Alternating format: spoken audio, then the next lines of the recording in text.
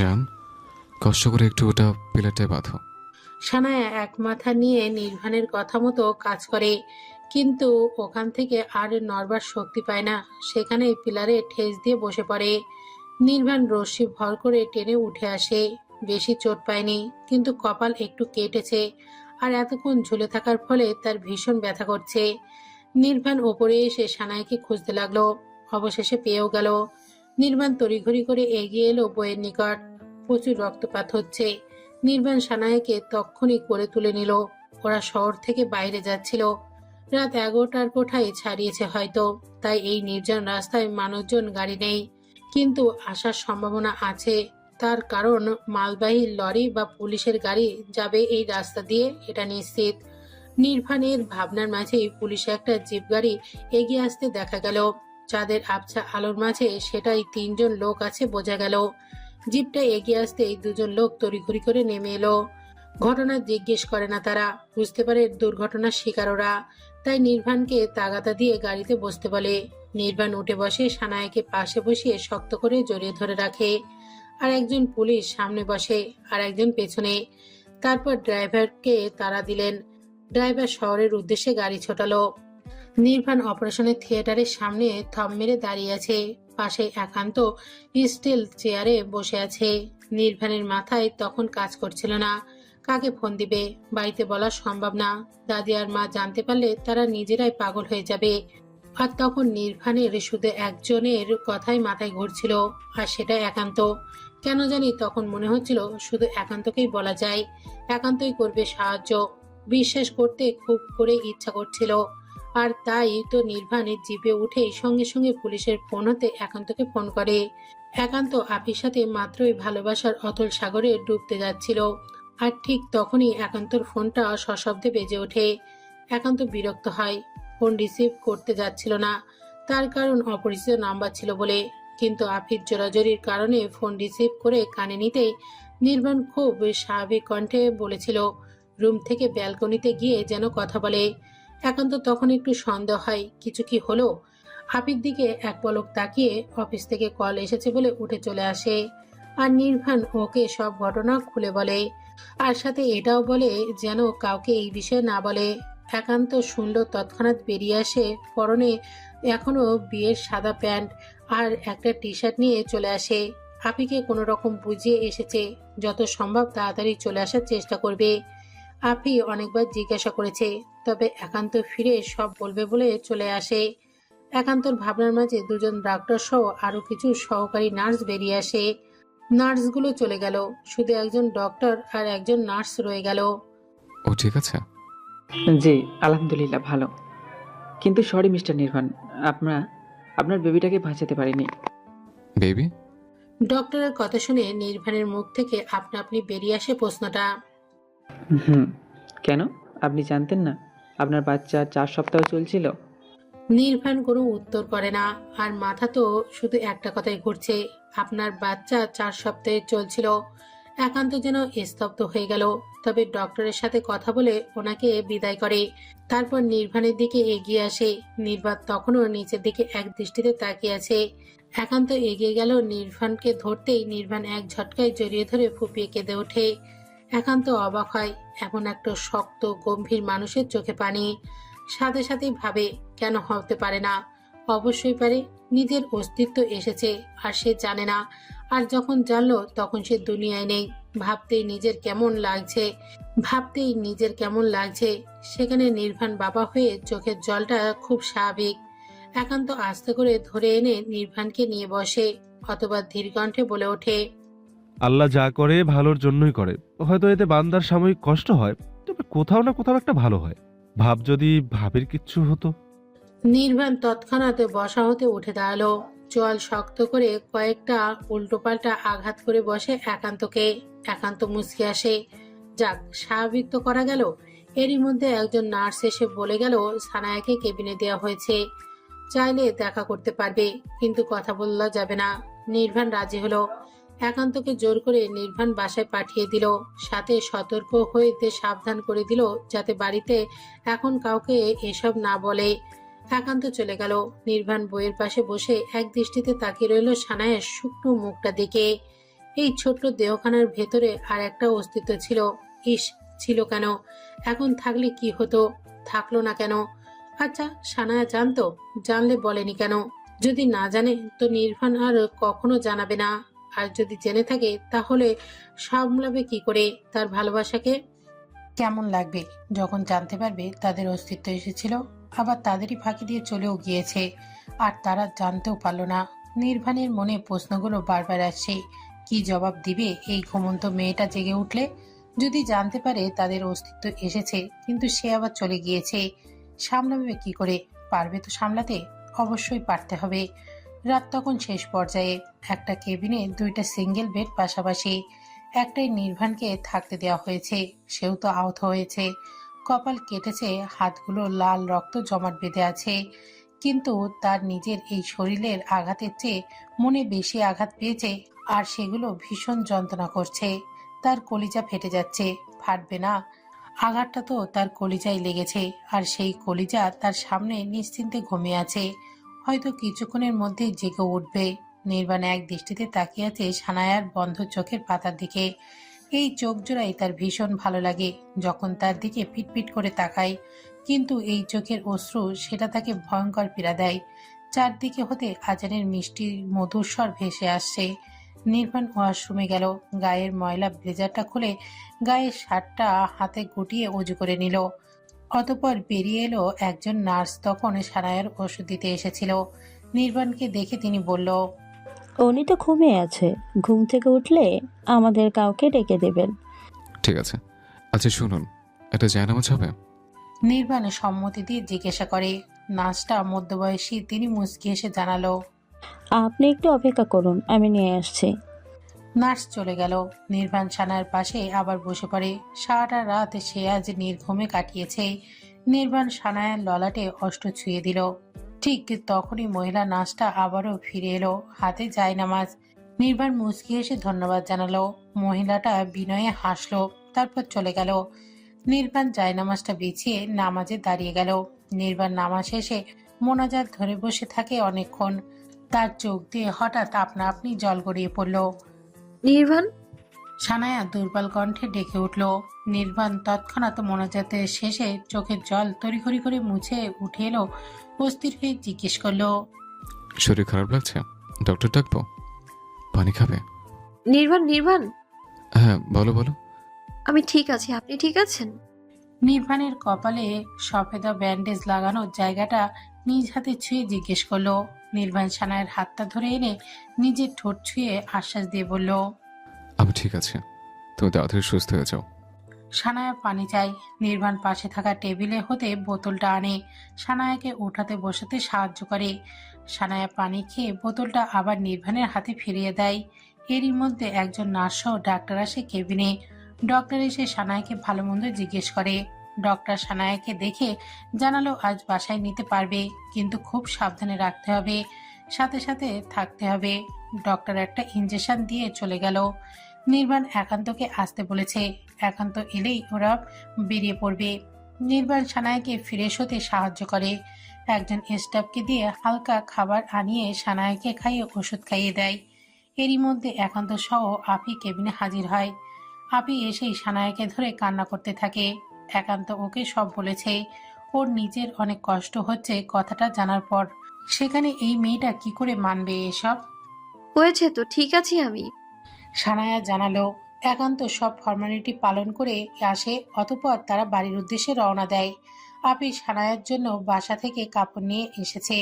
সানায়া হসপিটালের ড্রেস পাল্টে নিজের কাপড় পরে নেয়। নির্বাণের জন্য বাড়ি থেকে কাপড় এনেছে, তবে নির্বাণ কাপড় পরেনি। আগের কাপড়গুলোই সে পরে আছে। বাড়িতে প্রবেশ করতেই আমিনা খাতুন আর সুমায়া বেগম আহাজারি করতে থাকে। কি থেকে কি হয়ে গেল তাদের কিছু জানালো না কেন? আরও অনেক প্রশ্নের সম্মুখীন হতে হলো। তবে নির্বাণ সবাইকে পরে সব বলবে বলে এড়িয়ে গেল। তার মাথায় তো অন্য চিন্তা। সবাই অ্যাক্সিডেন্টের খবর জানার পর এমন করছে, আর যদি সেই কথাটা জানতে পারে তখন কি করবে? সানায়াকে রুমে এনে নির্বাণ ফ্রেশ হতে সাহায্য করে। এরই মধ্যে সুমায়া বেগম স্যুপ নিয়ে এলো। মূলত নির্বাণ নিজেই বলে এসেছে হালকা খাবার নিয়ে আসার জন্য। বেলা এখন 10টার বেশি সময় বাজে। আর সেই সকালে সানায়া শুধু একটা পিস ব্রেড খেয়েছে, আর এখন একটা ওষুধ আছে, তাই খাবার খেতে হবে। সুমাইয়া বেগম সানায়াকে খাইয়ে দিল। নির্বাণ সেই ফাঁকে শাওয়ার নিয়ে এলো। নির্বাণ রুম থেকে বেরিয়ে এলে সুমাইয়া বেগম খাবারের কথা বললে নির্বাণ জানালো সে খাবে না। সুমাইয়া বেগম জোর করে, কিন্তু নির্বাণ কিছুতেই খাবে না। সানায়া এতক্ষণ দুই মা ছেলের কাণ্ড দেখছিল। সুমাইয়া বেগম বেশি জোরও করতে পারে না, ছেলে তার ভীষণ রাগী। যদি এবার রেগে উল্টোপাল্টা কিছু বলে বসে বা কিছু করে ফেলে, এই যেমন যদি বাড়ি থেকে বেরিয়ে যায়। শেষে যখন নির্বাণের সাথে সুমাইয়া বেগম না পেরে চলে যায়, তখন সানায়া ডেকে বলে, মরি, তুমি খাবারটা একটু কষ্ট করে কাউকে রুমে পাঠিয়ে দাও। সুমাইয়া বেগম হাসলো। ছেলে তার বউয়ের টেনশনে খাবার দাবার ছেড়ে দিচ্ছে, কিন্তু বউ তার ভীষণ চালাক। সুমাইয়া বেগম চলে গেল। নির্বাণ সানায়াকে ওষুধ খাইয়ে দিল। এরপরে নিজে সোফায় বসে পড়ে।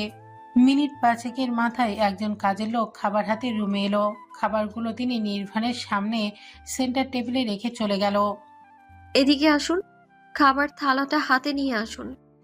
নির্বাণ সানায়ের দিকে এক পলক তাকিয়ে আবার ফোনের দিকে তাকিয়ে গম্ভীর কণ্ঠে বলল, খাবো না আমি। আপনাকে খেতে বলিনি, শুধু থালাটা নিয়ে এসুন এদিকে। আমি খাবো, উঠতে পারছি না, হাতে ব্যথা করছে আমার। সানায়ার কথা শুনে নির্বাণ তৎক্ষণাৎ ফোন রেখে খাবার থালা নিয়ে উঠে এলো, বিছানায় বসলো। সানায়া নির্বাণকে আনার জন্য মিথ্যা বলেছে। নির্বাণ সেটা বুঝতে পারে, তবে কি ভেবে যেন এলো। সানায়া নির্বাণের হাতে রেখেই থালাটা থেকে খাবার তুলে নির্বাণের মুখের সামনে ধরে। নির্বাণ এক পলক তাকে খাবারটা মুখে নেয়। তারপর হঠাৎ কেন জানি খুব কান্না করতে ইচ্ছে করছে, কিন্তু কেন? হয়তো তার সানায়ার কথা ভেবে। মেয়েটা যদি জানতে পারে তাদের ভালোবাসার চিহ্ন এসে আবার চলেও গিয়েছে, তখন কি এমন থাকবে নাকি চুপচাপ হয়ে যাবে? সানায়া নির্বাণকে খাইয়ে দিয়ে এঁটো থালা আর হাত ধুয়ে নির্বাণ তার মুখ মুছে দেয় নিজের ওড়না দিয়ে খুব যত্ন করে। নির্বাণ হঠাৎ সানায়া সেই হাতটা আঁকড়ে ধরে তারপর কয়েকবার ঠোঁট ছুঁয়ে দিল। সানায়া মুচকি হাসলো, ফিসফিস করে বলে উঠল, কষ্ট কি সে এসে আমাদের ধরা না দিয়ে চলে গিয়েছে বলে, নাকি আপনি আমার থেকে সত্যটা লুকিয়ে রেখেছেন সেই জন্য অনুতপ্ত, নাকি নাকি আমার জন্য কষ্ট পাচ্ছেন আপনি? নির্বাণ স্তব্ধ, কি জবাব দিবে বুঝতে পারছে না, তাই চুপচাপ মাথা নিচু করে বসে আছে। দেখুন, আমি কষ্ট পেয়েছি, কিন্তু আল্লাহ যা করেন আমাদের ভালোর জন্যই করেন। তোমার তোমার কষ্ট হবে তাই বলিনি। আপনি ভুলে যাচ্ছেন আমি কিন্তু মা। আপনি জানতে পেরেছেন গতকাল রাতে, আর আমিও অনুভব করতে পেরেছি আরো 1 সপ্তাহ আগে। তাহলে বলনি কেন? তবে কাল আমরা না বেরোতাম।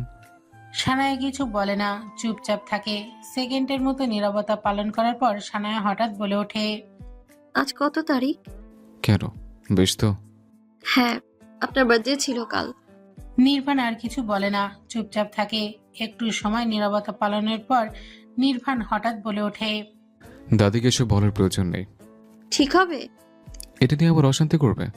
তোমার তখন ভালো লাগবে? সানায়া চুপ থাকে, মাথা এলিয়ে নির্বাণের কাঁধে রাখে, দীর্ঘশ্বাস ফেলে জানালো, আপনি যা বলবেন। চল আজকে বাসরটা করে ফেলি জান। হাফি তড়িৎ গতিতে পেছন ফিরে তাকালো। রেলিং এর পিঠ থেকে দাঁড়িয়ে দরজায় হেলান দিয়ে দাঁড়ানো একান্তর দিকে তাকিয়ে আমতা আমতা করে বলল, আপনার মাথা ঠিক আছে? এই দিন দুপুরে কি সব বলছেন? ছি। এত ছিছি করার কি আছে? বিয়ে হয়েছে, বাসর করবো না? তোর ভাইয়ের জন্য তো কাল রাতে হলো না, আজ হবে অসম্পূর্ণ কাজ সম্পূর্ণ। তাছাড়া সবাই রাতে বাসর করে, আমরা না হয় দুপুরে করলাম। কথাগুলো বলতে বলতে আপির দিকে এগিয়ে আসে। আপির কোমর জড়িয়ে ধরে চোখ টিপ দেয়। আপি বুঝতে পারে একান্ত মজা করছে, তাই ভয় লজ্জা না পেয়ে বলে, আপনি কেমন হয়ে যাচ্ছেন? কেমন? একান্ত ভুরুকুচকে জিজ্ঞেস করে। আফি জিহ্বা দ্বারা ঠোঁট ভিজিয়ে নিল। নিজেকে একান্তর বাঁধন থেকে ছাড়াতে ছাড়াতে ফট করে বলে উঠল, অসভ্য পুরুষ। আফির কথাটা বলেই আর এক দণ্ড দাঁড়ালো না, এক দৌড়ে রুমে চলে এলো। কিন্তু রুম থেকে বেরিয়ে আর যেতে পারে না, তার আগে একান্ত আপিকে ধরে ফেলে। কোথায় যাচ্ছেন সুন্দরী? এই অসভ্য পুরুষটার অসভ্যতা দেখবেন না? কথাগুলো বলে একান্ত দুষ্ট হাসি দিল। আপির গলা শুকিয়ে কাঠ হয়ে গেল। কাল রাতে ওরা দুজনে অনেকটা কাছাকাছি ঘনিষ্ঠ সম্পর্কযুক্ত হয়ে পড়েছিল, তবে শেষ সম্পর্কটা আর হয়ে এলো না। তার আগেই তো বিপদ চলে এলো। কিন্তু এখন আপি মনে হচ্ছে রাতে সব না হলে ভালোই হয়েছে, নয়তো এখন একান্ত সামনে কি করে দাঁড়াতো। আপি নিজেকে ছাড়ানোর চেষ্টা করে বলল। ছাড়ুন তো। আপি ভীত স্বর একান্ত যেন আরো পেয়ে বসলো। এক টানে বউকে নিজের বুকে ফিরিয়ে আনে, শক্ত করে চেপে ধরে নিজের শক্ত শরীরটার সাথে আপির নরম তুলতুলে দেহখানি। আপির শ্বাস প্রশ্বাস স্বাভাবিক এর চেয়েও দ্রুত বেড়ে চলেছে। একান্ত আলগোজে নিজের ঠোঁটজোড়া আপির ঠোঁটের ওপর ছুঁয়ে দিল। একবার দুবার পরপর তিনবারের সময় শক্ত করে চেপে ধরে নিজের অষ্টের ভাঁজে। আপি আবেশেই চোখ বন্ধ করে নিল, গ্রহণ করলো পবিত্র ছোঁয়া, যেই ছোঁয়ায় কোনো পাপ নেই। বেশ অনেকটা সময় নিয়ে একান্ত আপির ঠোঁটের ওপর ভালোবাসা নামক অত্যাচার চালিয়েছে। ছাড়া পাওয়ার মাত্রই আপি জোরে জোরে শ্বাস ফেলে নিয়ে নিজেকে স্বাভাবিক করতে চাইলো। আর একান্ত বইয়ে সেই রূপে বন্ধ চোখের দিকে মুগ্ধতা নিয়ে তাকিয়ে রইল। আপি চোখ বন্ধ করে থাকা অবস্থায় একান্ত আপির চোখের পাতায় ফু দিল, অতঃপর নিজের বৃদ্ধা আঙুল দ্বারা আপির ঠোঁটের ওপর স্লাইড করতে করতে জানালো। এটা ট্রেলার, পিকচার রাতে দেখাবো। একান্ত ফিসফিসানির কণ্ঠে আপির মনে আবারও ঝড় তোলে, আর সেই ঝড়ের আভাসে একান্ত নিজেকে ছিন্ন ভিন্ন করে দেওয়ার আশঙ্কা পেল। তাই তো দ্রুত সরে দাঁড়ালো, ছেড়ে দিল। আপিও ছাড়া পেয়ে এক মুহূর্ত দাঁড়ালো না, এক দৌড়ে রুম হতে বেরিয়ে গেল। লিভিং রুমে সোফায় বসে আছে আমেনা খাতুন, সাথে পান চিবানো তো আছেই। সুন্দর গোলগাল মুখখানা পান খেয়ে লাল করে রাখা ঠোঁটজোড়া বেশ লাগে আফির। তারও ইচ্ছা করে দাদির মতো পান খেয়ে ঠোঁট লাল করে রাখতে, কিন্তু এটা সম্ভব হয়নি কখনোই, আগে হয়নি তার মায়ের জন্য। তার মায়ের ভাষ্যমতে পান খেলে নাকি পড়া আসে না মুখ দিয়ে, জিহ্বার ভার হয়ে যায়, সাথে খাবারের স্বাদ পাওয়া যায় না। আর এখন একান্ত সেও আরো এক ধাপ আগে। আফির এক মনে দাদির দিকে তাকিয়ে আছে, কিন্তু হঠাৎ শরীরের ওপর কিছু পড়ায় ধ্যান ফিরে আসে। আমেনা খাতুন তার পানের ঝুড়ি হতে জর্দার ডিব্বা ঢিল ছুঁড়েছে। আপি সেটা হাতে নিয়ে দাদির দিকে তাকাতেই তিনি আপিকে কাছে ডাকে। আপি গুটি গুটি পায়ে এগিয়ে গিয়ে দাদির পাশে বসে। আমেনা খাতুন তার জিনিস তার জায়গায় রেখে দিয়ে ফিসফিস করে জিজ্ঞেস করে, আমার নাতি কি ধারে কাছে আসবার পারছে? কি? আপি ভ্রুকুচকে প্রশ্ন করে। আমেনা খাতুন এবার বিরক্ত হলো। এই মেয়ে আসলেই কোনো কাজের না, সামান্য একটা কথার মানে বোঝে না। কাইল রাইতে আমার নাতি তোরে কিছু করে নাই? বিরক্তিতে মুখ কুচকে দ্বিতীয়বারের মতো জিজ্ঞাসা করে আমেনা খাতুন। আপির নিকট এবার কথাটা স্পষ্ট হলো, আর অমনি মুখে লজ্জা রাঙা হয়ে ওঠে। তবে আমেনা খাতুনকে বুঝতে দেওয়া যাবে না লজ্জা পাচ্ছে, তাই মুখে আমেনা খাতুনের চেয়ে দ্বিগুণ বিরক্তি ভাব নিয়ে বলে, তোমার নাতিরে জিজ্ঞেস করো। কথাটা বলেই আপি চলে যাচ্ছিল, কিন্তু আমেনা খাতুন আপির হাত টেনে ধরে আবারও আগের স্থানে বসিয়ে দিয়ে বোঝানোর স্বরে বলল, বিয়া হয়েছে, বিয়া একবারই হয়, তাই স্বামী যত তাড়াতাড়ি পারো স্বামীর মন জয় করার চেষ্টা কর। কয়দিন পর তো তুই বিদেশ যাবি। মাইয়া মানুষের বিয়ার পর একমাত্র আপন হইল স্বামী। রাত তখন 9টার বেশি বাজে। সানায়াকে নির্বাণ খাবার খাইয়ে দিয়ে নিজেও খেয়ে এটো থালা সেন্টার টেবিলে রেখে এসে সানায়াকে ওষুধ খাইয়ে দিল, অতপর শুয়ে দিয়ে নিজেও শুয়ে শক্ত করে জড়িয়ে ধরে মাথায় হাত বুলিয়ে দিতে দিতে বলল, তাড়াতাড়ি সুস্থ হয়ে যা যান, আমার বুকে প্রচন্ড ব্যথা করে, তোকে এভাবে দেখলে। এমন ভালোবাসা পেলে সুস্থ হতে মনে হয় না বেশি সময় লাগবে। সুস্থ হয়ে যা, আরো বেশি ভালোবাসবো। যতটা ভালোবাসলে আমার আরো একটা সানে আসবে। আরো একটা নির্বাণ? আচ্ছা, দুইটাই। নির্বাণ সানায়ার মাথার চুলের ভাঁজে চুমু খেয়ে বলল। সানায়া চুপটি করে সেভাবেই পড়ে থাকে। আফি, খবরদার বলে দিচ্ছি, একদম বেলকনিতে যাবি না। আপির পাজরা থমকে গেল। বাইরে বৃষ্টি হচ্ছে, আর আপির ব্যালকনিটা একদম খোলামেলা, তাই একান্ত কড়াকড়িভাবে সেই সন্ধ্যাবেলায় নিষেধ করে দিয়েছে যাতে আপি ব্যালকনিতে না যায়। কিন্তু আপি খাবার শেষে রুমে এসে সেদিকে তাকিয়ে থাকতে থাকতে কখন যে ব্যালকনির এতটা কাছে চলে গিয়েছে বুঝতে পারেনি, আর একান্ত রুমে এসেই কথাগুলো বলে ওঠে। আপি ঘাড় ঘুরিয়ে একান্তর দিকে এক মায়াভরা চাহনি দিল। ব্যাস, এটাই একান্তর জন্য যথেষ্ট ছিল। নিজের সর্বনাশ তো ওই চোখে কবেই দেখেছে, আর আজ যেন তা সত্যি হলো। না, একান্ত সত্যি করলো। বইয়ের মায়া ভরা চাহনি উপেক্ষা করতে পারল না, এগিয়ে গিয়ে কোলে তুলে নিল। আপিও শক্ত করে জড়িয়ে ধরে একান্তর গলা, আর এগিয়ে গেল ব্যালকনিতে পড়তে থাকা বড় বড় বৃষ্টির মাঝে। অতঃপর মিনিটের মাথায় দুটি দেহ ভিজিয়ে জপজপে করে দিল আকাশ থেকে জমিনে পড়তে থাকা বৃষ্টির পানিতে। আপি সাদা রঙের একটা কুর্তি পরে আছে, ওড়নাটা সিল্কের, যা এখন শরীরের সাথে লেপটে আছে। শরীরের প্রতিটা ভাঁজ স্পষ্ট। আফি দুই দিকে হাত ছড়িয়ে দাঁড়িয়ে আছে, মুখটা সামান্য উঁচু করে চোখ বন্ধ করে আছে। আর নীল শার্ট পরিহিত একান্ত সেদিকে এক মোহনীয় দৃষ্টিতে তাকিয়ে আছে। একান্ত এতক্ষণ ব্যালকনির দরজায় হেলান দিয়ে দাঁড়িয়েছিল, কিন্তু সামনের এই রমণী তাকে শান্ত হয়ে দাঁড়িয়ে থাকতে দিল না। রমণীর নিজের রূপের কাছে এই পুরুষকে হার মানতেই হলো। এলোমেলো পা ফেলে এগিয়ে গেল বৃষ্টি বিলাস করতে থাকা আফির নিকট। নিজের শক্ত হাতে মেয়েটাকে টেনে আনলো নিজের কাছে। আফি চমকে উঠে খামচে ধরে একান্তর ঘাড়, সাথে সাথে নখ বসে সেখানে। বৃষ্টির পানি পড়ায় তৎক্ষণাৎ জ্বলে ওঠে। একান্ত সামান্য ভ্রু কুঁচকে নিল, তবে সেটা বেশিক্ষণ স্থায়ী হলো না। আফির মুখের দিকে তাকিয়ে আফি চোখ পিটপিট করে তাকিয়ে একান্তর দিকে, আর বৃষ্টির পানিগুলোর ওপর থেকে মাথা হয়ে কপাল বেয়ে চোখের পাপড়ি স্পষ্ট করে সেগুলো অধর ছুঁয়ে আফির থুতনিতে এসে টুপটুপ করে নিচে পড়ছে। একান্ত সবটা দৃশ্য অবলোকন করে।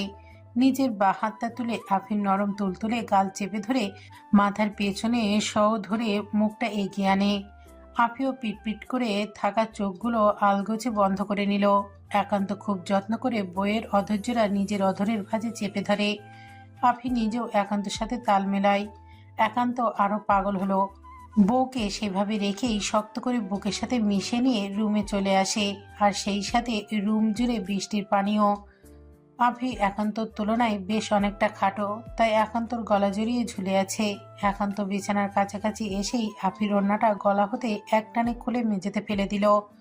আফি আরো গভীরভাবে জড়িয়ে ধরে একান্তকে, যেন নিজেকে আড়াল করে। একান্ত অধর ছেড়ে বইয়ের এমন কাণ্ডে হেসে ফেলে, গলায় মুখ গুজে অধর ছুঁয়ে দেয় সেখানে। হাত ধরে নিজের থেকে আগলা করে আফিকে, অতঃপর এক ঝটকায় করে আফিকে বিছানায় শুয়ে দিল। আফি চোখ বন্ধ করে শ্বাস নিতে ব্যস্ত জোরে জোরে। একান্ত সেদিকে তাকিয়ে থেকে নিজের গায়ের নীল শার্টটার বোতামগুলো খুলে সেটা ছুঁড়ে ফেলে দিল মেঝেতে। আফি ততক্ষণে নিজের লজ্জারাঙা মুখ লোকাতে উল্টো ফিরে শোয়। একান্ত বিছানায় বসে আফির পিঠে উবুর হয়ে নিজের অধর দ্বারা পিঠের ভালোবাসা ছুঁয়ে দেয়। ভেজা কুর্তির চেনটা একটানে খুলে নিল, আর অমনি আফির তড়িৎ গতিতে ফিরে একান্তকে জড়িয়ে ধরে কেঁদে ফেলে।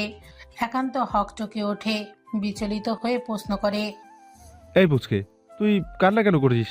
ভয় পাচ্ছিস? আচ্ছা আচ্ছা, আর আসবো না কাছে, প্লিজ তুই তাও কাঁদিস না। আফি একান্তর কথায় আরো দ্বিগুণ শক্ত করে জড়িয়ে ধরে একান্তকে। একান্ত ছাড়াতে গেলে যখন পারল না, তখন বুঝতে পারে বউ তার সম্মতি দিচ্ছে, আর কান্না করার কারণ বুঝতে পারে। তাই সে হেসে দিয়ে নেশাতুর কণ্ঠে বলল, একদম ব্যথা দেবো না জান, অনেক ভালোবাসা দেবো।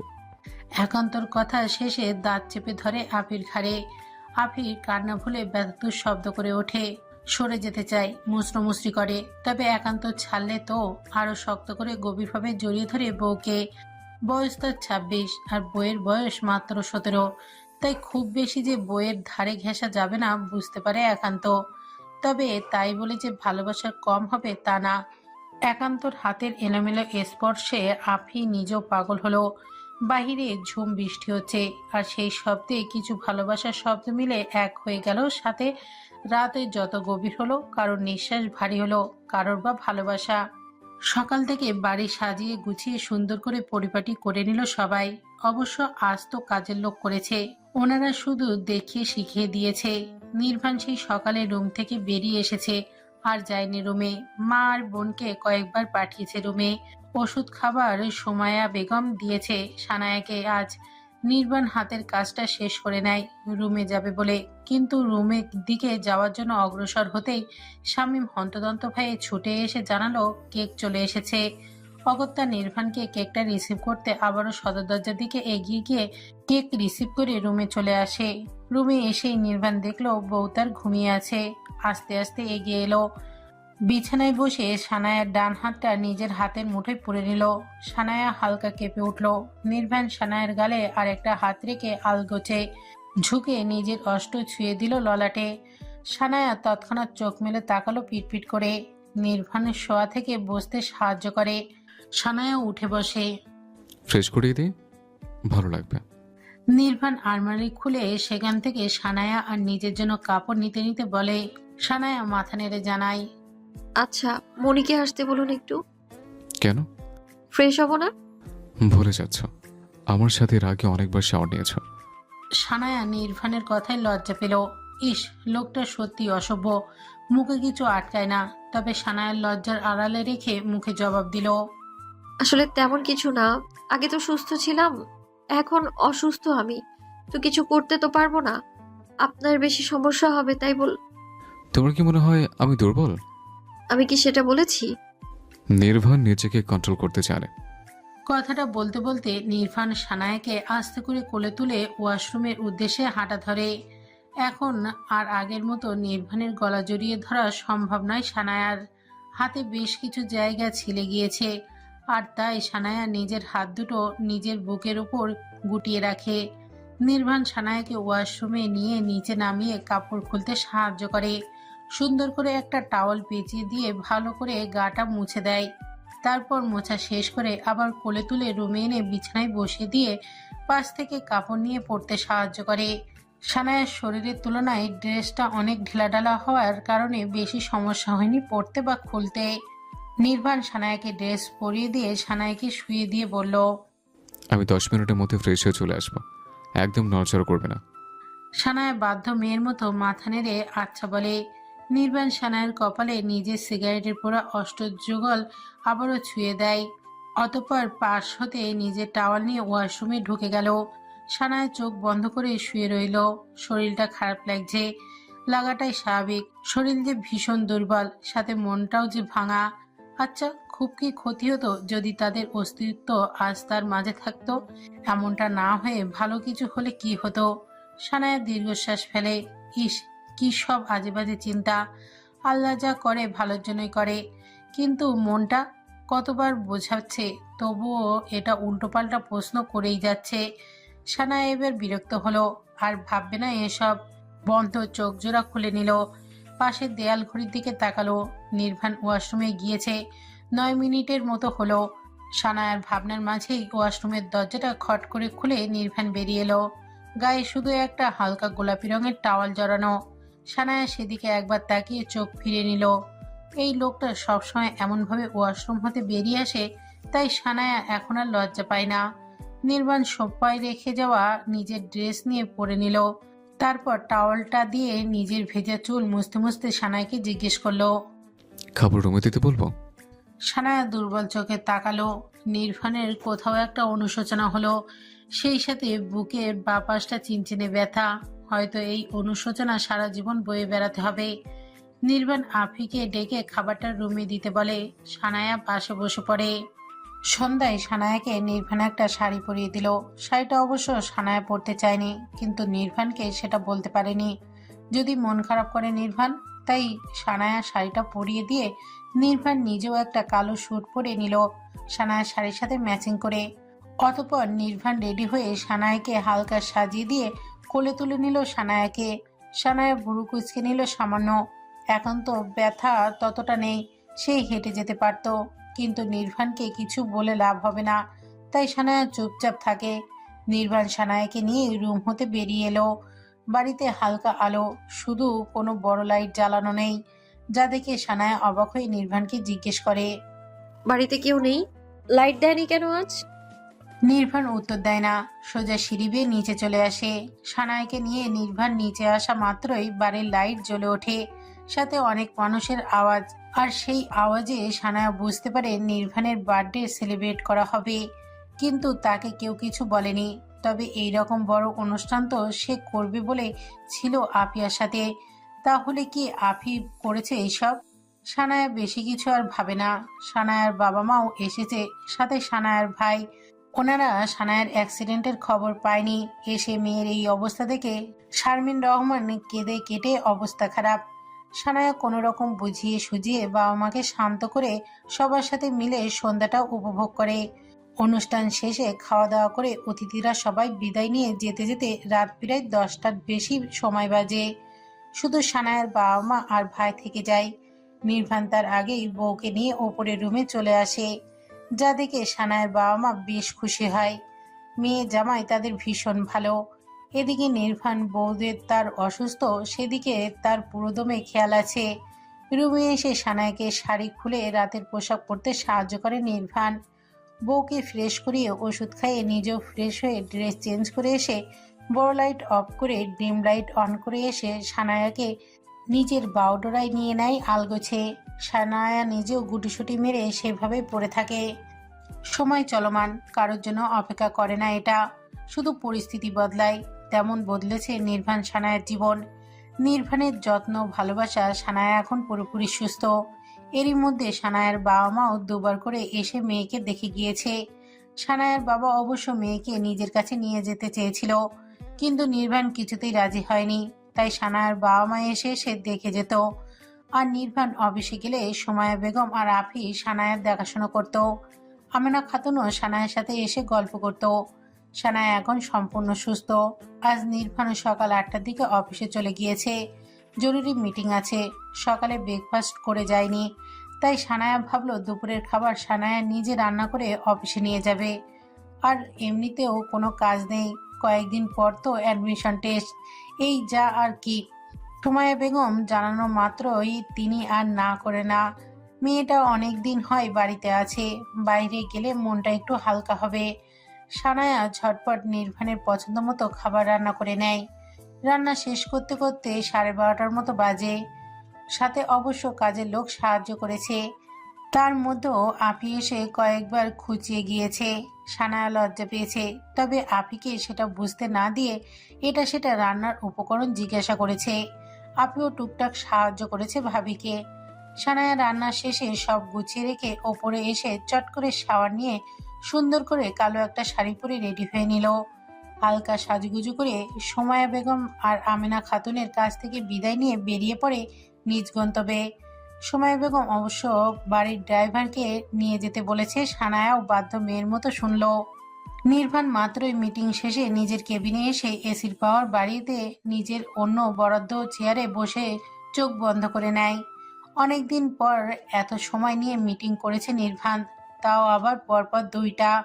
সেই সকালে শুধু একটা কফি খেয়েছে, পেটটাতেও ভীষণ ক্ষুধা অনুভব করে, কিন্তু এখন মোটেও উঠতে ইচ্ছা করছে না। কিন্তু উঠতে হবে, খাবার না খেলেও বউকে একটা তো ফোন দেওয়া দরকার। নির্বাণ টেবিলের ওপর হতে ফোনটা হাতে নেওয়া মাত্রই নির্বাণের দরজার নক পড়ে। সাথে শুনতে পাই শামীমের কণ্ঠ। স্যার কেবিনে আছে, আপনি যান ম্যাম। নির্বাণ ভুরু কুঁচকে নেয়, কিন্তু কোচকানো ভুরুজোড়া মুহূর্তের মধ্যেই অবাক হয়ে টান টান হয়ে আসে। সেই সাথে চেয়ার ছেড়ে উঠে আস্তে আস্তে শোধালো, তুমি এত কষ্ট করে কেন আসতে গেলে? কাউকে দিয়ে পাঠিয়ে দিলে তো হতো। খুশি হননি? সানায়া প্রশ্ন করে।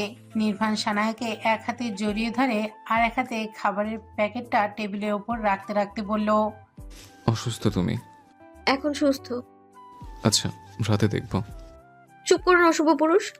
খাইয়ে দেবে, ফ্রেশ আসছে। নির্বাণ ফ্রেশ হয়ে আস্তে আস্তে সানায়ার খাবারগুলো বের করে নেয়। নির্বাণ ফ্রেশ হয়ে বেরিয়ে এলে সানায়া খাইয়ে দেয়, সাথে নিজেও খেয়ে নেয়। খাবার শেষে সানায়া সবকিছু গুছিয়ে চলে আসতে নিলে নির্বাণ আসতে দেয় না। সানায়াকে পাশে থাকা সোফায় বসিয়ে গায়ে ব্লেজার খুলে চেয়ারে রেখে বইয়ের কোলে মাথা রেখে শুয়ে হুকুমের সুরে বলে, বাসা আমার সাথে যাবে আজ। কিছু তো শিখতে পারিস ভাবিকে দেখে। আচ্ছা। একান্তর কথার বিপরীতে জানায় আফি।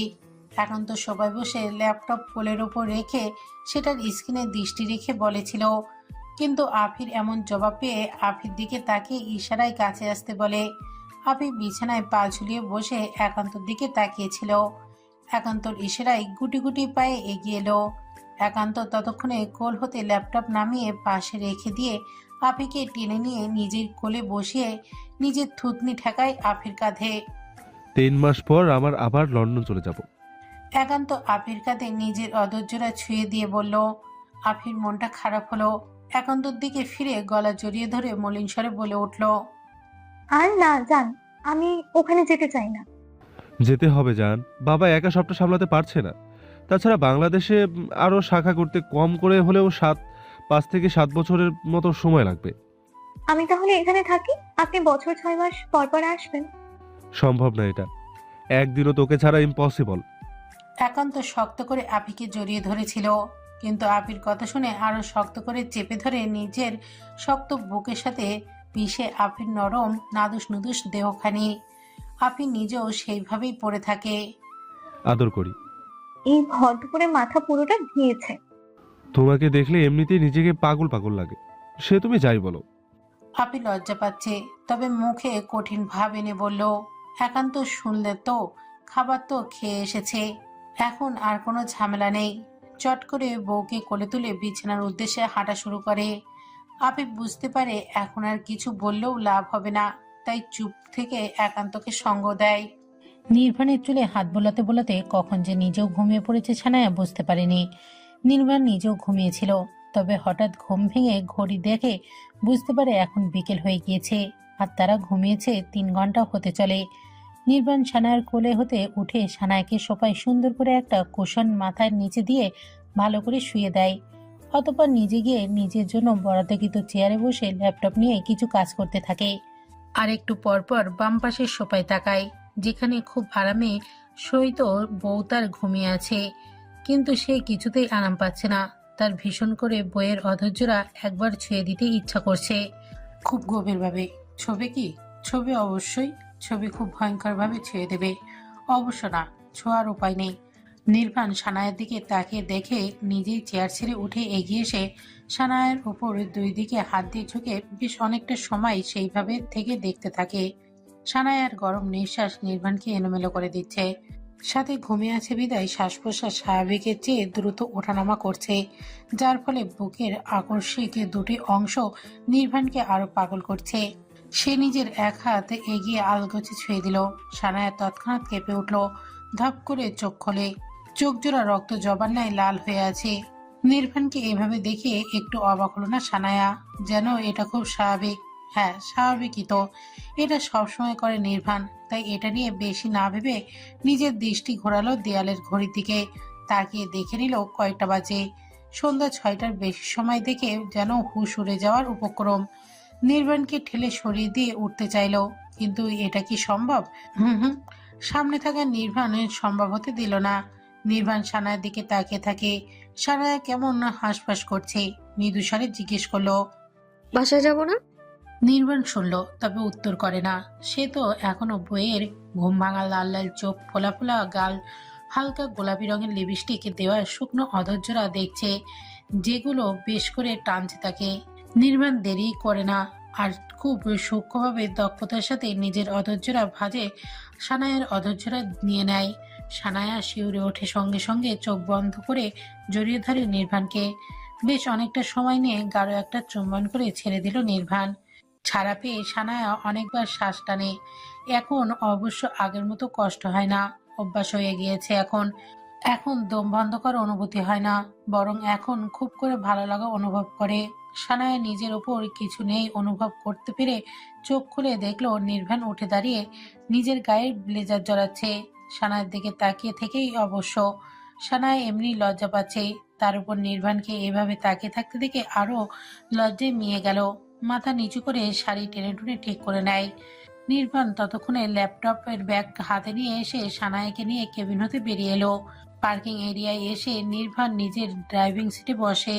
সব সময় অবশ্য ড্রাইভার নয়তো শামীম গাড়ি ড্রাইভ করে, কিন্তু আজ ড্রাইভার আসেনি, আর শামীমকে নির্বাণ আসতে নিষেধ করেছে।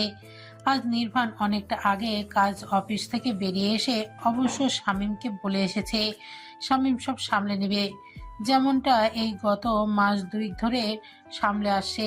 শুধু সমস্যা একটাই, স্বামী এখন বউকে সময় দিতে পারে না আর আগের মতো। এই একটা সমস্যা, এটা নিয়ে অবশ্য শামীম নির্বাণকে কিছু বলেনি। তবে নির্বাণ এবার ভেবেছে শামীমকে কয়েকদিনের জন্য ছুটি দেবে, সাথে কক্সবাজার যাওয়ার জন্য সব ব্যবস্থা। নির্বাণ একটু পরপর সানায়ের দিকে তাকাচ্ছে। সানায়ার পাশে বসে সন্ধ্যার এই ব্যস্ত শহরটা দেখছে, তবে ঘুমে তার চোখ বন্ধ হয়ে আসছে। এই সমস্যাটা এখন প্রায় হয় হয়তো। এতদিন এত কড়া মেডিসিন খেয়েছে, তাই শরীর দুর্বল। সানায়া সুন্দর করে বসে সিটে মাথাটা এলিয়ে দিল। একবার নির্বাণের দিকে তাকিয়ে হালকা হেসে জানালো, ঘুম পাচ্ছে। এসো, এদিকে এসো, না তো ঘাড়ে ব্যথা পাবে। সানায়া শুনল, আলগোছে এগিয়ে এসে গুটিসুটি মেরে পা জোড়া সিটের উপর তুলে নির্বাণের কোলে মাথাটা তুলে শুয়ে পড়ল। নির্বাণ একবার মাথাটায় নিজের হাত ছুঁয়ে দিল। সানায়া বিনয়ে আবার হাসলো। এর মিনিট 5 মাথায় নিঃশ্বাসের আওয়াজ ভারী শোনালো। নির্বাণ সেদিকে তাকিয়ে ফোন হাতে মায়ের নাম্বার ডায়াল করলো। দুবার ফোনটা বাজার পর সুমাইয়া বেগম ফোন রিসিভ করে জিজ্ঞেস করলো, বাসায় আসবি কখন? মা, খাবার খেয়ে ঘুমিয়ে পড়ো, আমি আমাদের ফ্ল্যাটে যাচ্ছি। সুমাইয়া বেগম উল্টো আর কোনো প্রশ্ন করে না, আচ্ছা বলে ফোন রাখে। নির্বাণ ফোন কেটে দিয়ে একটা রেস্টুরেন্টের সামনে গাড়ি থামায়, আবার ফোন হাতে কাউকে কল করে ফোন রিসিভ করে। নির্বাণ লোকটাকে কিছু বলে। তার ঠিক মিনিটের মাথায় একজন 40 বা তারও আশেপাশে হবে এমন বয়সের একজন পুরুষ এলো, হাতে ওনার খাবারের প্যাকেট। নির্বাণ ওনার হাতে 2টা 1000 টাকার নোট গুঁজে দিল। লোকটার মুখে লম্বা চড়া হাসি দেখা দিল। হাসিটা অবশ্য আগেই ছিল, এখন আরো দ্বিগুণ হলো। খাবারের দাম কত বেশি হলে 500 বা তার চেয়ে শখানেক বেশি হবে। বাকিটা অবশ্য ফিরিয়ে দিলেও নির্বাণ নেবে না, আর না আগে কোনোদিন নিয়েছে। নির্বাণ হালকা ফিরে খাবারের প্যাকেটটা গাড়ির পেছনের সিটে রাখে, আবারও ফিরে প্রশ্ন করে, চাচি কেমন আছে? ভালো আছে বাবা। তুমি সময় করে একদিন এসে দেখে যেও। লোকটার কথায় নির্বাণ মুচকে এসে সম্মতি দিয়ে গাড়ি স্টার্ট দিয়ে চলে গেল। আফি নিজের লাগেজ গোছাচ্ছে, সাথে একান্ত নিজেরও আফির পাশে নিজেরটা গোছাচ্ছে। আফি অবশ্য একটু পরপর নিজের চোখের পানি মোছার ব্যর্থ চেষ্টা চালিয়ে যাচ্ছে। প্লিজ অফি, কান্না অফ কর। আমরা চলে আসবো তো একেবারে কয়েক বছর পর। আপিকে জড়িয়ে ধরে বলল একান্ত।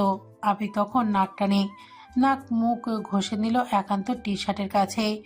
একান্ত ভ্রু কুচকে নিল। বউ তার সুযোগে পেলেই এমন করে, যখনই কাঁদে সে সান্ত্বনা দিতে আসলেই এমনটা করে। তবে সে কিছু বলতে পারে না এই বিষয়ে। দেখবে 10 বছর পর 10টা বাচ্চা নিয়ে এসে সবাইকে চমকে দেব।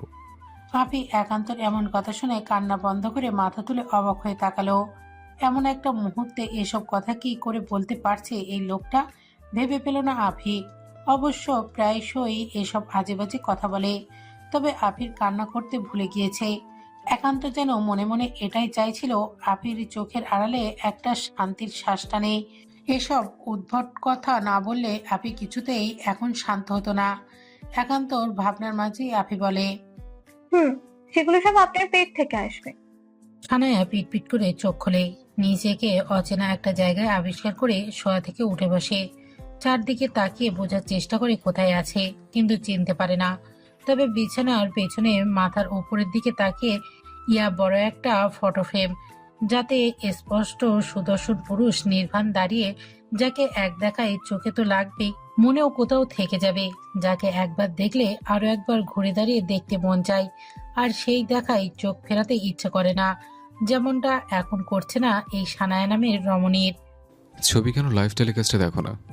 হঠাৎ নির্বাণের কণ্ঠে পাশে তাকিয়ে সানায়া অর্ধনগ্ন নির্বাণকে দেখতে পেল। তবে নির্বাণের পেছনে পাশের দেওয়ালে চোখ যেতেই অবাক হলো, সাথে চোখ জোড়া বড় বড় করে একবার নির্বাণের দিকে তো আর একবার দেয়ালের দিকে তাকায়। নির্বাণ পেছনে ফিরে না, সোজা বিছানার সাইডে গিয়ে ঘুরে গিয়ে বা পাশের দেয়ালে লাগানো কাভার থেকে নিজের ড্রেস বের করে চেঞ্জ করে নেয়। সানায়া সেদিক হতে চোখ ফিরিয়ে নেয়, আবারও দেয়ালের দিকে দৃষ্টি স্থির রেখেই প্রশ্ন করলো, আপনি আমায় আগে থেকে ভালোবাসতেন? কেন, তুমি জানতে না? নির্বাণ পাল্টা প্রশ্ন করে।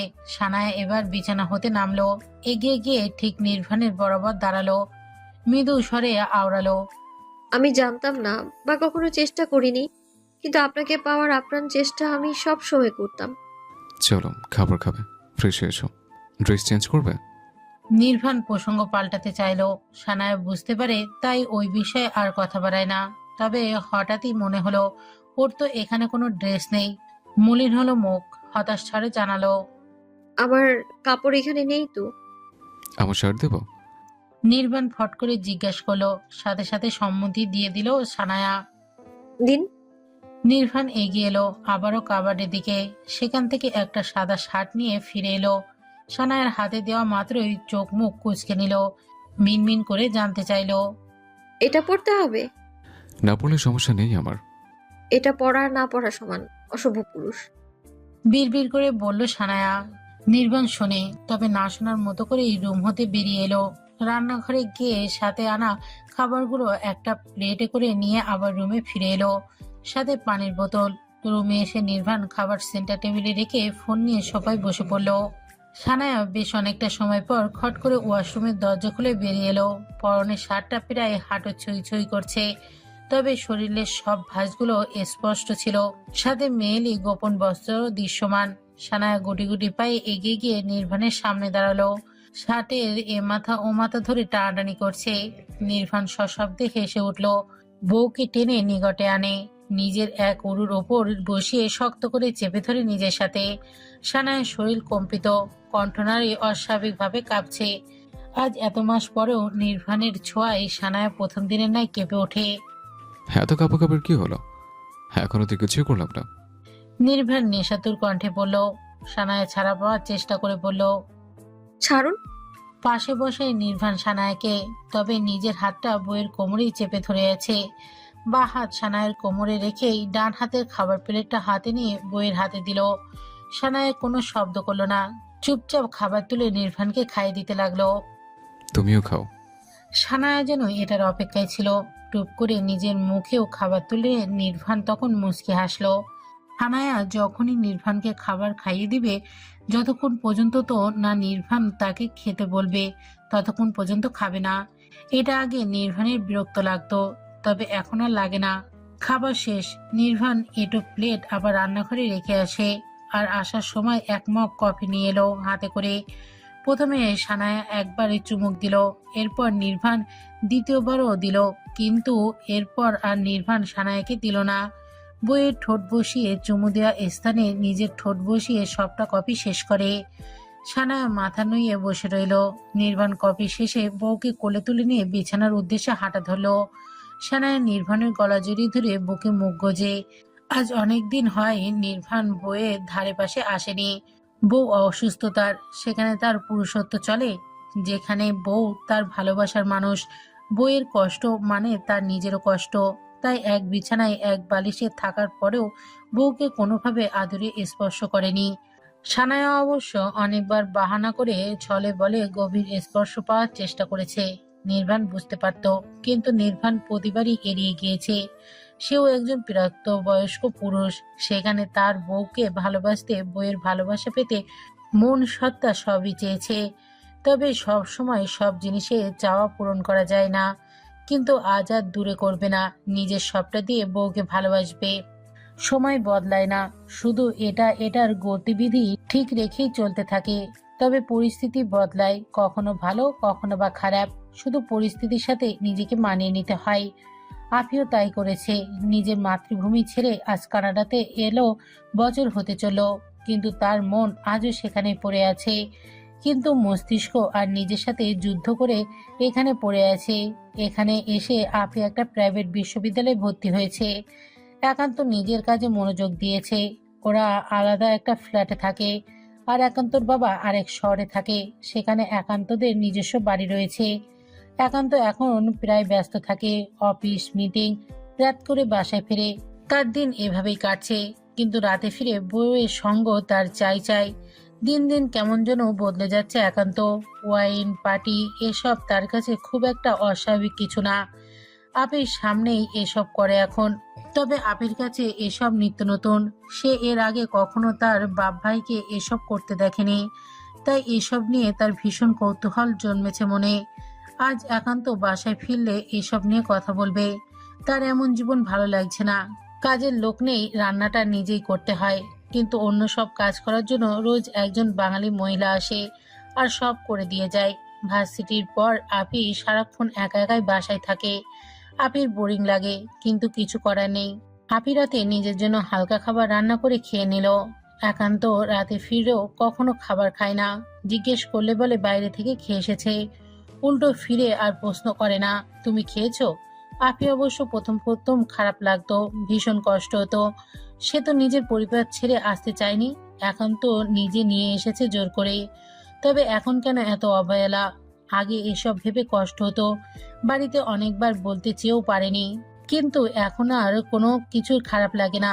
কেন লাগবে? এখন তো সয়ে গিয়েছে। 1 বছর কম সময় নাকি? কলিং বেলের শব্দ পেয়ে আপনি সোফা ছেড়ে উঠে গিয়ে দরজা খোলে। একান্ত দাঁড়িয়ে আছে। আজও হয়তো দামি কিছু লাল পানি গিলে এসেছে। আপির বুঝতে 1 সেকেন্ডও সময় লাগে না। একান্ত ঝাপসা চোখে একবার আপির দিকে তাকিয়ে হালকা ঢুলতে ঢুলতে বেডরুমে চলে গেল। আপি নিজেও পেছনে পেছনে গেল। একান্ত ওয়াশরুম থেকে ফ্রেশ হয়ে বেরিয়ে এলে আপি নরম স্বরে ডাকলো। শুনছেন? হ্যাঁ হ্যাঁ বল। একান্ত চমকে উঠে বলল। আমি দেশে যেতে চাই। একান্তর পিটপিট করে চেয়ে থাকা চোখগুলো হঠাৎ বড় বড় হয়ে গেল। এগিয়ে এসে আপির দুই বাহু খাবলে ধরল, দাঁতে দাঁত চেপে বলল। তুই কি ভাবিস দেশে গেলে তুই আমার কাছ থেকে মুক্তি পেয়ে যাবি? না, তুই শুধু আমার আর আমার হৃদয়ে তুই সেখানে তুই চাইলে আমার থেকে তোর মুক্তি নেই। প্লিজ আমার দেশে পাঠিয়ে দিন। আমি এমন জীবন চাই না। আমি আমার সন্তানকে নিয়ে সাধারণভাবে বাঁচতে চাই। কথাগুলো বলতে বলতে আপি কান্না করে দিল। একান্ত তো হঠাৎ করেই আপির বাহু ছেড়ে দিল, অতঃপর জাপটে জড়িয়ে ধরে। আপি হঠাৎ এহেন ঘটনায় হকচকিয়ে ওঠে, কান্না ভুলে পরিস্থিতি বোঝার প্রয়াস চালালো। আপি নিজের কাঁধে তরল কিছুর অস্তিত্ব অনুভব করতে পারল, বুঝতে পারল একান্ত কাঁদছে। কিন্তু আপির কোনো পরিবর্তন হলো না। সে ঠেলে সরিয়ে দিল একান্তকে, নিজের তর্জনী আঙুল উঁচিয়ে বলল। খবরদার ন্যাকামো করবেন না। আমি এই মাসের মধ্যে দেশে যেতে চাই, মানে চাই। আর হ্যাঁ, ভুলেও আপনি আমার সাথে যাওয়ার চেষ্টা করবেন না। আগামী 1 বছর আপনি আমার এবং আমার অনাগত সন্তানের ধারে কাছে ঘেঁষার চেষ্টা করবেন না। আর যদি করেছেন তবে ফল কিন্তু ভালো হবে না। আফি, মাথা ঠিক আছে? কি বলছো এসব? আমার বাচ্চা, আমার অস্তিত্ব, আমি ওর কাছে যাব না? আর তোমাকে ছাড়া অসম্ভব। এতদিন তো সম্ভব ছিল। সবটা না জেনে তুমি এটা কি করে করতে পারো? সব করতে পারি, আপনিও করেছেন। আর কি জানার কথা বলছেন? আপনার সব আমার জানা হয়ে গিয়েছে। আপিকে একান্ত কোনো কথা শোনাতে পারল না। আপি সবসময় শান্তশিষ্ট, কোনো কিছু নিয়ে কখনো বাড়াবাড়ি করে না। সবসময় সবকিছু স্বাভাবিক নাই মানিয়ে নেওয়ার চেষ্টা করে। কিন্তু আগে কখনো এমন করেনি। আজ প্রথম আপি এতটা খেপেছে। একান্তকে রেখে আপি গিয়ে শুয়ে পড়ল। একান্ত সোফায় বসে পড়ল। সে কি ভালো করতে গিয়ে খুব খারাপ করে ফেললো? সানায়া বসে আছে ডাইনিং টেবিলে, সামনে ধোয়া ওঠা নুডলসের বাটি। ঘুম থেকে একটু আগেই উঠে এসেছে। আসার সাথে সাথেই সুমায়া বেগম দিয়ে গিয়েছে। তিনি এখন রাতে রান্না করবে। কাজের লোকেরা সাথে সাথে এটা সেটা এগিয়ে দিচ্ছে। এখন 7টা বাজে। নির্বাণ হয়তো ঘন্টাখানিকের মধ্যে এসে পড়বে। নিজাম সাহেব কাজের জন্য শহরের বাইরে গিয়েছে। সানায়া আস্তে আস্তে চামচ দিয়ে নেড়ে চেড়ে খাবার মুখে তোলে। খাবার প্রায় অর্ধেক, তখন খট শব্দ হলো। সানায়া বুঝতে পারে আমিনা খাতুন এসেছে। তিনি এসেই সানায়ার পাশের চেয়ারটায় বসলো, টুকটাক কথা বলতে লাগলো। তার মধ্যে তিনি হঠাৎ সানায়াকে বলল। বছর 3 তো পেরিয়ে গেল, আমার শখটা পূর্ণ করে দিলি না? সানায়ার হাসি হাসি মুখটা নিমেষেই চুপসে গেল। মুখের খাবারটা কোনো রকমে গিলে নিল। মিথ্যা হাসির চেষ্টা করে বলল। দাদি, তুমি তোমার নাতির সাথে কথা বলো। সানায়ার এরূপ কথায় আমিনা খাতুন ভাবলো হয়তো নির্ভান রাজি নয় বাচ্চা নিতে, তাই সানায়া নির্ভানের সাথে কথা বলতে বলেছে। তিনি ভাবলেন রাতে এটা নিয়ে কথা বলবে। রাতে খাবার টেবিলে নির্ভানকেও আমিনা খাতুন বলল, সাথে আরো অনেক কিছু। ওনার বয়স হচ্ছে, বাঁচবে আর কয়দিন, তাড়াতাড়ি যেন বাচ্চা নিয়ে নেয়। নির্ভান নীরব রইল। এইসব কথার বিপরীতে কি বলবে সে বুঝতে পারেনি। খাবার শেষ, নির্ভান চলে গেল রুমে। সানা ও আমিনা খাতুন আর সুমায়া বেগমের সাথে অনেকটা সময় আড্ডা দিয়ে রুমের জন্য হাঁটা দিল। সে এতক্ষণ সবার সাথে স্বাভাবিক থাকলেও সে ভেতরে ভেতরে অস্বাভাবিক। তার সবকিছু অসহ্য লাগে। অ্যাক্সিডেন্টের পর আজ 1.5 বছর হতে চলে। এরই মধ্যে যতবার নির্ভান কাছাকাছি এসেছে, গভীর স্পর্শ করেছে, কোনো বাড়ি কোনো প্রোটেকশন ব্যবহার করেনি নির্ভান। না সানায়া কোনো পদ্ধতি অবলম্বন করেছে। তাহলে কেন কিছু হলো না? সে নিজেও এটা নিয়ে চিন্তিত ছিল। নির্ভানের সাথে অনেকবার এটা নিয়ে কথাও বলেছে, কিন্তু নির্ভান প্রতিবার এটা সেটা নিয়ে বলে এড়িয়ে গিয়েছে। তার ভাষ্যমতে আল্লাহ যখন চাইবে তখন হবে। এসব নিয়ে কারোর উপর জোর আছে নাকি? সানায়া রুমে এসে আলমারি হতে রাতের পোশাক নামিয়ে নিয়ে ওয়াশরুমে চলে গেল। নির্ভান তখন বিছানায় বসে ল্যাপটপ খুলে ওপরে রেখেই কিছু করছিল। কিন্তু বউকে অন্যমনস্ক দেখে বুঝতে বাকি থাকে না সানায়ার চিন্তার কারণ। নির্ভান এটা নিয়ে মাথা ঘামালো না। নিজের কাজ চট করে শেষ করে ল্যাপটপ রেখে শোয়ার জন্য বিছানা ঠিক করতে লাগলো। ততক্ষণে সানাও এসে গেল। চুল আঁচড়ে সুন্দর করে একটা বেনি করে নিল। গায়ে একটা চা পাতা কালারের সিলভার্সের নাইটি। আগের চেয়ে দেখতে বেশ নাতুস হয়েছে। দেখতে বেশ আদরে লাগে। নির্ভান বইয়ের পেছনে দাঁড়িয়ে সবটা অবলোকন করলো, কিন্তু বউ তার দিকে মিররের প্রতিবিম্বর দিকে একবারও তাকালো না। সানায়া নিজের কাজ শেষে বিছানায় যাওয়ার জন্য ফিরলে নির্বাণের যেতে দেয় না। নিজের 2 হাতের আঁচলে নিয়ে বুকে জড়িয়ে ধরে মৃদু কণ্ঠে বলল, এতটা কেন আশাহত হচ্ছ? হাল্লা যখন ইচ্ছে হবে তখন দিবে। চলো না ডক্টরের কাছে যাই। সানায়া নির্বাণের গলা জড়িয়ে ধরে আবদারের স্বরে বলল। নির্বাণ সেটা পাত্তা না দিয়ে জিজ্ঞেস করলো, সুস্থ হয়ে গেছো? আরো একদিন আগে। সানায়ার জবাবে বলে। সানায়া বুঝতে পারে নির্বাণ বিষয়টা এড়িয়ে যেতে চাইছে, তাই নিজেও আর কিছু বলল না। দেখা যাক আল্লাহ কি করে। নির্বাণ সানায়ার ভাবনার মাঝেই কোলে তুলে নিল। বউকে শুয়ে বউয়ের গলায় মুখ গুজে রইল। সানায়া জড়িয়ে ধরে থাকে সেইভাবেই। বেশ অনেকটা সময় এভাবেই থাকলো। কিন্তু নির্বাণ, সে কি থাকলো সেভাবে? না, নিজের হাতের এলোমেলো স্পর্শ বউকে দিশেহারা করলো। সানায়াও সঙ্গ দিল স্বামীর। আরো একটা মধুচন্দ্রিমার রাত পার করলো তারা। একান্ত আজ অফিসে যায়নি। সকালে ঘুম থেকে উঠেই ফ্রেশ হয়ে কিচেনে চলে গেল। ঝটপট নাস্তা বানিয়ে কফির জন্য পানি বসালো চুলায়। এদিকে আপি ঘুম থেকে উঠে কিচেন থেকে টুংটাং শব্দ পেয়ে ভুরু কুঁচকে নিল। আজ 1 বছরের বেশি হয় সে এই ফ্ল্যাটে থাকে। এর মধ্যে কখনো কেউ রান্না করেনি, সবাই সব করে রেখে যায়। আপি রান্না করে।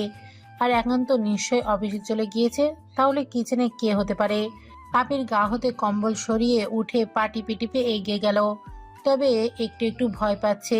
তবে ভয় প্রকাশ না করে এগিয়ে গিয়ে কিচেনে একান্তকে দেখে চমকে উঠল। বিস্মিত নিয়ে জিজ্ঞেস করলো, আপনি অফিস যাননি? উঠে গিয়েছো? ভালো হয়েছে, যাও ফ্রেশ হয়ে এসো।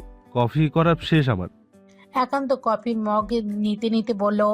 আফি প্রতিউত্তর করে না ফিরে রুমে চলে এলো। ফ্রেশ হয়ে এসে বিছানায় বসে রইল। যাবে না সে, কিন্তু এরই মধ্যে একান্তর গলা ছেড়ে আবারও ডাকলো। আফি কেন জানি অগ্রাহ্য করতে পারল না। গুটি গুটি পায়ে এগিয়ে গিয়ে লিভিং রুমে সোফায় পা জোড়া গুটিয়ে বসে পড়ল। একান্ত নাস্তার ট্রে করে এনে সেন্টার টেবিলে রেখে কফির মগ আবির হাতে দিল। আফি তখনও কোনো বাক্য প্রয়োগ করল না। কফি শেষে একান্ত নিজের হাতে আপিকে নাস্তা খাইয়ে দিল। আপি প্রথমে বারণ করলেও পরে চুপচাপ খেয়ে নিল। সত্যি বলতে আপি নিজেরও ভালো লাগছে। ডক্টরের কাছে যাব একটু পর। একান্ত আপির মুখ মুছে দিতে দিতে জানালো। আপি ভুরু কুঁচকে নিল। আপি কঠিন স্বরে বলল, আমি যাব না। তোমাকে যেতে হবে না, আমি আমার চ্যাম্পকে নিয়ে চলে যাব। মানে? আপি ভুরু কুঁচকে জানতে চাইলো। একান্ত এবার ঝুঁকে এলো। নিচে বসে আপির কোলে মাথা রেখে আপির লেডিস গেঞ্জির ওপর দিয়ে পেটে পরপর কয়েকবার ঠোঁট বসিয়ে চুমু খেলো। আপির ঘটনাচক্রে দ্রুত কিছু করতে পারল না, তবে বুঝতে পেরে একান্তকে ঠেলে সরাতে চাইলো। সফলও হলো, তবে একান্ত নিচ থেকে ছেড়ে দিয়েছে বলে। নয়তো একান্তর মতো এমন বলিষ্ঠ শরীরের অধিকারী পুরুষকে নাড়ানো সম্ভব নয়। যদিও আফি নিজেও যথেষ্ট লম্বা, তবে শক্তির দিক হতে কখনোই না। আফি একান্তকে ছাড়িয়ে উঠে যেতে নিলেই একান্ত আফিকে টেনে আবারও বসিয়ে দিল। অতঃপর নিজে মেজে হতে উঠে আফির পাশে বসে আফিকে ধাক্কা দিয়ে সোফায় শুয়ে দিয়ে নিজেও আফির ওপর ঝুঁকে নিজের অধর আফির অধরে এক করে দেয়। আফির সারা শরীর অবশ হয়ে গেল। শরীরে মৃদু কম্পনও অনুভব করে। একান্ত যা আরো মাতাল করে একান্তকে। কিন্তু কিছু ভেবে পরপর কয়েকটা চুমু খেলো অধরে। ছেড়ে দিয়ে আফির মুখ নিজের হাতের আঁচলাই নিয়ে নেয়। আফির চোখ তখন বন্ধ। আজকাল একটু কিছু করলেই ভীষণ ক্লান্ত লাগে, সেখানে এতক্ষণ শ্বাস নিতে না পেরে যেন দম বন্ধ লাগছিল। আফি যখন নিঃশ্বাস নিতে ব্যস্ত, ঠিক তখনই একান্ত নেশাতুর কণ্ঠ শোনা গেল। আমার থেকে তুমি যত দূরে যেতে চাইবে, আমি তার থেকে দ্বিগুণ বেশি তোমাকে আমার কাছে নিয়ে আসবো। আফি আর একান্ত হসপিটাল থেকে বেরিয়ে এলো। আফির হাতে একটা পানির বোতল আর একান্তর হাতে একটা ফাইল। সেটা আফির পরীক্ষা করার রিপোর্ট আর ডাক্তারের করা প্রেসক্রিপশন। একান্ত আফিকে পার্কিং এ নিয়ে গাড়িতে বসিয়ে গাড়ি লক করে দিয়ে ওষুধ কিনতে চলে গেল। আফি অবাক বিস্ময় নিয়ে সেদিকে তাকিয়ে রইল। লোকটা কি পরিমাণ ভয় পাচ্ছে। কালকের পর থেকে ভাবা যায় একটু একা ছাড়ছে না আফিকে। আফি থম মেরে বসে রইল। মিনিট 5-এর মাথায় যখন একান্ত ফিরে এলো না, তখন আফি বিরক্ত হলো। সাথে পেটও ক্ষুধা অনুভব করে। ইদানিং অনেক বেশি ক্ষুধা লাগে। আবার খাওয়ার পর শরীর ভীষণ ক্লান্ত। গাড়িতে থাকা কয়েকটা চিপসের প্যাকেট ছিল, সেখান থেকে একটা চিপসের প্যাকেট নিয়ে খেতে লাগলো। আপি চিপস খাওয়া শেষ কাগজটা একান্ত সিটে রেখে দিল। একান্ত ফিরে এলো প্রায় আধা ঘন্টা পর। ঘামে ভেজা জপজপে শরীর নিয়ে গাড়িতে বসে এসির পাওয়ার বাড়ি দিয়ে ঘাড় এলিয়ে দিল সিটে। তবে মচমচে শব্দ হতে তড়িঘড়ি করে সাইড হয়ে নিচে হাত দিয়ে চিপসের খালি প্যাকেটটা বের করে আপির দিকে তাকালো। আপি তখন হেসে লুটোপুটি খাওয়ার অবস্থা। একান্ত কিছু বলল না। তার ভীষণ ভালো লাগছে আপির এই বাচ্চামি স্বভাবটা। সে তো এরকমটা চাইতো সব সময়, কিন্তু আচ্ছা থাক, সেসব না হয়।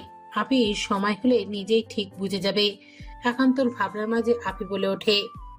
আপনি আপনি আবারও হেসে ওঠে। একান্ত এবার আপিকে টেনে নিয়ে নিজের কোলে বসালো। আপির হাসি ততক্ষণে গায়েব হয়ে গিয়েছে। একান্ত আপির চুলগুলো কানের পিঠে গুজে দিয়ে বলল, প্লিজ যেও না, মরে যাব। আর এমন করব না। আপি নিজেকে ছাড়াতে চাইলো, তবে একান্ত নিজেই ছেড়ে দিল। আপিকে আগের স্থানে বসিয়ে দিল। আপি কোনো কথা বলল না। একান্ত ততক্ষণে আপির দিকে উত্তরের আশায় তাকিয়ে রইল। তবে আপির দিক থেকে কোনো উত্তর না পেয়ে হতাশ হলো। গাড়ি স্টার্ট দিল। আপি বাইরের দিকে তাকিয়ে রইল। সে যাবে না। যাকে ভালোবেসে, যার হাত ধরে পরিবার পরিজন ছেড়ে এত দূরে রয়েছে, যার ভালোবাসা পাওয়ার জন্য দিন রাত আল্লাহর নিকট আবেদন করছে, সেখানে এখন সে ভালোবাসা ফেলে রেখে সামান্য কারণে সে কি করে যেতে পারে? যাবে না আপি। কিন্তু কিন্তু একান্ত শিক্ষা হওয়া প্রয়োজন। ভবিষ্যতে যে এমন কারবার করবে না তার কি নিশ্চয়তা? যদিও আপির বিশ্বাস একান্ত এমন করবে না। হয়তো এতদিন কোনো সমস্যায় ছিল তাই এমনটা করেছে। তবে আপিকে একবার বলতে পারত। আপি নিশ্চয়ই একজন স্ত্রী হিসেবে স্বামীর পাশে থাকতো, আশ্বাস দিত, ভরসা দিত। কিন্তু না, একান্ত তেমন কিছুই করেনি। এতেই তো আপির যত অভিমান। দুপুরে সুমাইয়া বেগম রান্না করছে। সানায়া ওনার হাতে হাতে এটা ওটা এগিয়ে দিচ্ছে। যদিও কাজের লোক আছে, সুমাইয়া বেগম না করেছে, কিন্তু সানায়া শুনলে তো। সুমাইয়া বেগম রান্না প্রায় শেষের দিকে। তখন সানায়াকে শাওয়ার নিতে পাঠিয়ে দিল। আজ নির্ভান কোনো কারণে অফিসে যায়নি, সে রুমে বসে কাজ করছে। সুমাইয়া বেগম তাই সানায়াকে রুমে পাঠাতে চেয়েছে, কিন্তু নির্ভান যে কাজে ব্যস্ত বউকে সময় দিতে পারবে না সেটা তো আর জানে না সুমাইয়া বেগম। তাই সানায়া রুমে যায়নি, কিন্তু এখন না যেও উপায় নেই। সানায়া রুমে এসে দেখলো নির্ভান রুমে নেই। বিছানায় এলোমেলো, ওয়াশরুম হতে পানি পড়ার শব্দ হচ্ছে। বুঝতে বাকি থাকে না নির্ভান ওয়াশরুমে শাওয়ার নিচ্ছে। সানায়া ওড়না রেখে বিছানার চাদর, বালিশ, কভার, ফাইল পত্র সব গুছিয়ে রাখে সুন্দর করে। অতঃপর নিজের ড্রেস বের করে সাথে নির্ভানের জন্য নামিয়ে রাখে।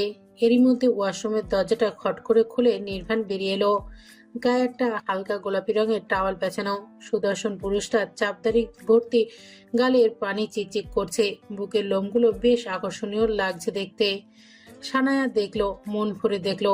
এই মানুষটাকে ইয় জন্ম দেখলেও তৃষ্ণা মিটবে না তার। নির্ভান বইয়ের চাহনি দেখে মুচকি হাসলো। তিনটা বছর পেরিয়ে গেল, এখনো বইয়ের চাহনিতে কোনো রকম ভালোবাসার কমতি নেই বা কোনো বিরক্তির ছাপ নেই, শুধু একরাশ মুগ্ধতা ছড়িয়ে থাকে। নির্ভান এগিয়ে এলো। খুব সাবধানের সহিত বইয়ের ডান গালে নিজের হাত রাখে। সানায়া তৎক্ষণাৎ চোখ বন্ধ করে নিল। নির্মিনে করে জানালো, শাওয়ার নিতে হবে। আমি আসবো। নির্ভান বলল। সানায়া নির্ভানের হাতটা ছাড়িয়ে নিল। সোফা হতে নিজের কাপড় হাতে নিয়ে ওয়াশরুমে চলে গেল। নির্বাণ সেভাবে দাঁড়িয়ে রইল। তবে বইয়ের কণ্ঠ শুনে পিছনে ফিরে তাকালো। সানায়া নিজের মাথাটা উঁচু করে ওয়াশরুমের দরজার আড়ালে দাঁড়িয়ে বলে উঠল, বাজে পুরুষ সবসময় অসভ্যতা করার ধান্দা। সত্যি কইরা একখান কথা কইবি বউ?